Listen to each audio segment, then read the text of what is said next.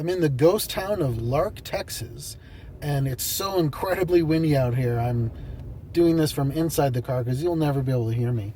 So I'm parked at the location of the old school in Lark, and it's just north of Route 66.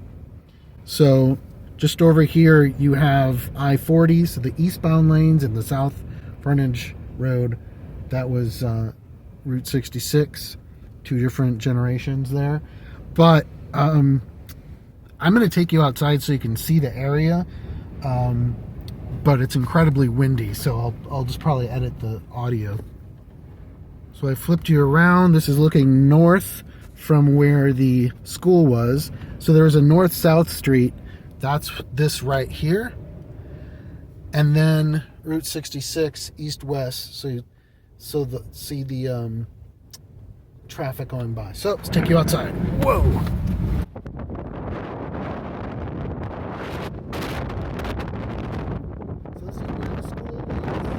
So just north of I-40's north frontage road.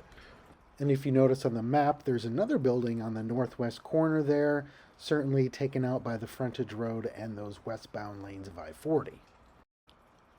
Whatever it would have been right about there. So what is known about Lark, Texas? Well, to begin, it predates 66. Here it is in this 1911 list of railroad stations. Mere months before Route 66 came through, there was the Lark filling station. There's also this mention in the same edition, and the fact that it says largest implies that there's more than one. Assuming the larger store was at the railroad tracks, and here's the original two-lane 66. Was the smaller store here and the school behind it? This article says that the Lark store and post office closed close to a half century before 1968, so predating Route 66. According to the Texas State Historical Association, the population was about 10 in the 20s and into the 30s.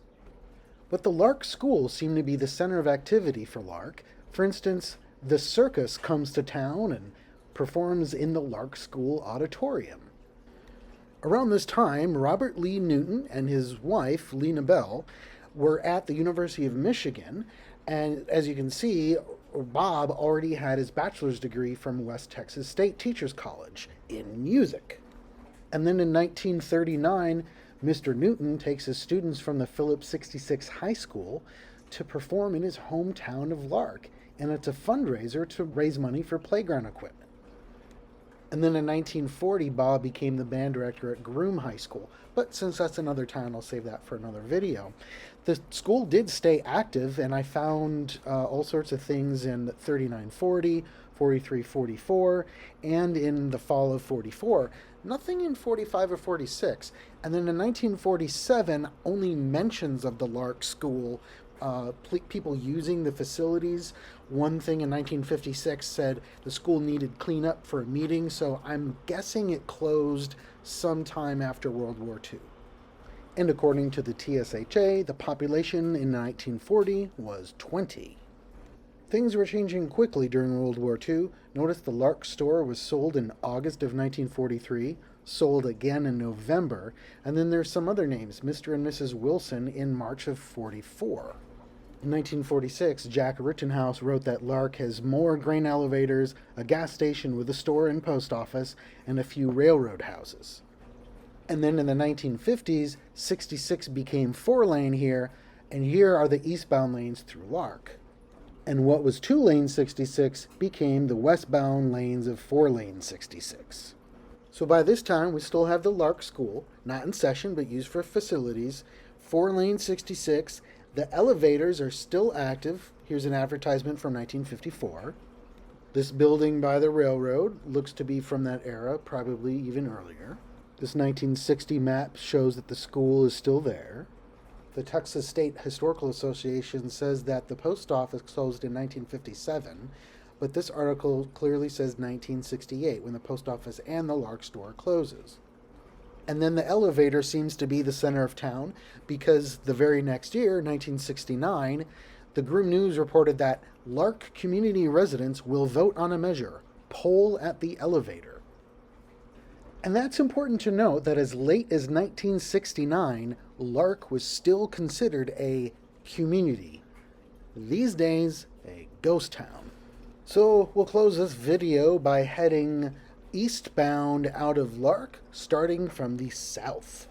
So we're on the north-south road that crosses Route 66. So this is essentially Lark. Not much left, as you can see.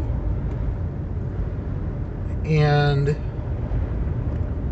this is Route 66 here, as well as, for a time, those eastbound lanes of 66. So that school was up that way, and then you have these buildings here, and we're heading down 66 eastbound. For more videos about Route 66 ghost towns and other places inspiring the music of the Route 66 suite, become a supporter at patreon.com/Route66 suite.